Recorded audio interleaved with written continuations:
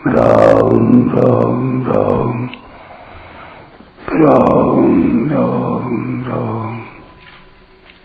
राम राम राम नारायण नारायण। परिशिष्ट भाव। सांसारिक अर्थार्थी भगवान को छोड़कर केवल अर्थ को ही चाहता है, अतः वह झूठ, कपट, बेईमानी आदि का भक्त होता है। उसके भीतर धन का महत्व ज्यादा होने से वह उदार नहीं होता, प्रत्युत महान कृपण होता है। अतः उसके लिए उदार शब्द लागू ही नहीं होता। परंतु जो अर्थार्थी भगवान का भक्त होता है, उसके भीतर अर्थ का महत्व न होकर भगवान का महत्व होता है, इसलिए उसमें कृपणता नहीं होती, प्रत्युत उदारता होती है। अतः उसको भगवान ने यहाँ उदार कहा है। यहाँ उदार भाव का अर्थ है त्याग।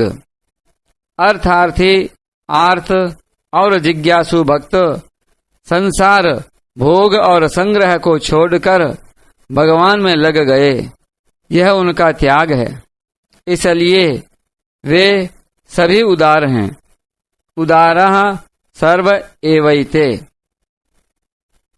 एकमात्र भगवान का संबंध मुख्य होने से अर्थार्थी, आर्त और जिज्ञासु भी आगे चलकर स्वतः ज्ञानी हो जाते हैं। एक मार्मिक बात है कि भगवान को न मानना कामना से भी अधिक दोषी है। जो भगवान को छोड़कर अन्य देवताओं की उपासना करते हैं, उनमें यदि कामना रह जाए तो वे जन्म मरण को प्राप्त होते हैं। गता गतं काम कामा लभन्ते। परंतु जो केवल भगवान का ही भजन करते हैं, उनमें यदि कामना रह भी जाए तो भगवान की कृपा और भजन के प्रभाव से वे भगवान को ही प्राप्त होते हैं। कारण कि मनुष्य का किसी भी तरह से भगवान के साथ संबंध जुड़ जाए तो वह भगवान को ही प्राप्त होता है, क्योंकि वह मूल में भगवान का ही अंश है। कामाद द्वेषाद भयात स्नेहाद यथा भक्त्येश्वरे मनः आवेश्य तदघम हित्वा बहवस्तद्गतिम गताः। एक नहीं अनेक मनुष्य काम से, द्वेष से, भय से और स्नेह से अपने मन को भगवान में लगाकर तथा अपने सारे पाप धोकर वैसे ही भगवान को प्राप्त हुए हैं जैसे भक्त भक्ति से। अर्थार्थी, आर्त और जिज्ञासु, इन तीनों को ही भगवान ने यहाँ उदार कहा है। परंतु जो भगवान के सिवाय अन्य का भजन करने वाले हैं, उनको भगवान ने उदार न कहकर अल्पमेधा कहा है और उनके भजन को अविधि पूर्वक किया गया बताया है। देवताओं को भगवान से अलग समझने के कारण, अर्थात देवताओं में भगवत बुद्धि न होने के कारण तथा कामना भी होने के कारण उनकी उपासना अविधि पूर्वक है।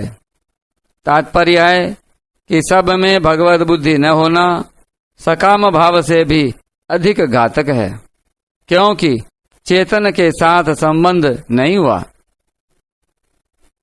तत्वज्ञानी की ब्रह्म से तात्विक एकता अर्थात सधर्मता होती है, परंतु भक्त की भगवान के साथ आत्मीय एकता होती है। ज्ञानी त्वात्मैव मे मतम। तत्वज्ञानी की तात्विक एकता में, सधर्मता में जीव और ब्रह्म में अभेद हो जाता है, अर्थात जैसे ब्रह्म सत चित आनंद स्वरूप है, ऐसे वह भी सत चित आनंद स्वरूप हो जाता है और एक तत्व के सिवाय कुछ नहीं रहता। परंतु भक्त की आत्मीय एकता में जीव और भगवान में अभिन्नता हो जाती है। अभिन्नता में भक्त और भगवान एक होते हुए भी प्रेम के लिए दो हो जाते हैं। उनमें दोनों ही प्रेमी और दोनों ही प्रेमास्पद होते हैं, इसलिए वे दो होते हुए भी एक ही रहते हैं। जीव परमात्मा का अंश है, अतः वह परमात्मा से जितना जितना दूर जाता है उतना उतना अहंकार दृढ़ होता जाता है, और वह ज्यों ज्यों परमात्मा की तरफ आता है त्यों त्यों अहंकार मिटता जाता है। स्वरूप में स्थित होने पर भी सूक्ष्म अहम की गंध रह सकती है, परंतु प्रेम में परमात्मा के साथ अभिन्नता आत्मीयता होने पर जीव का अपरा प्रकृति से सर्वथा संबंध विच्छेद हो जाता है और अहंकार सर्वथा मिट जाता है, क्योंकि अहंकार अपरा प्रकृति का ही कार्य है। इसलिए भगवान ने कहा है, ज्ञानी त्वात्मैव मे मतम। अर्थार्थी आर्थ और जिज्ञासु में क्रमशः अपनी स्वतंत्र सत्ता अहंता कम होती जाती है और ज्ञानी में अपनी स्वतंत्र सत्ता बिल्कुल नहीं रहती। इसलिए त्वात्मैव पद का तात्पर्य है कि प्रेमी भक्त की स्वतंत्र सत्ता नहीं रही, प्रत्युत केवल भगवान ही रहे, अर्थात प्रेमी के रूप में साक्षात भगवान ही हैं। तस्मिंस् तज्जने भेदा भावात, यह आत्मीयता भक्ति के लिए स्वीकृत द्वैत है, जो ज्ञान योग के अद्वैत से भी सुंदर है। भक्त्यर्थम कल्पितम स्वीकृतम द्वैत मद्वैतादपि सुंदरम।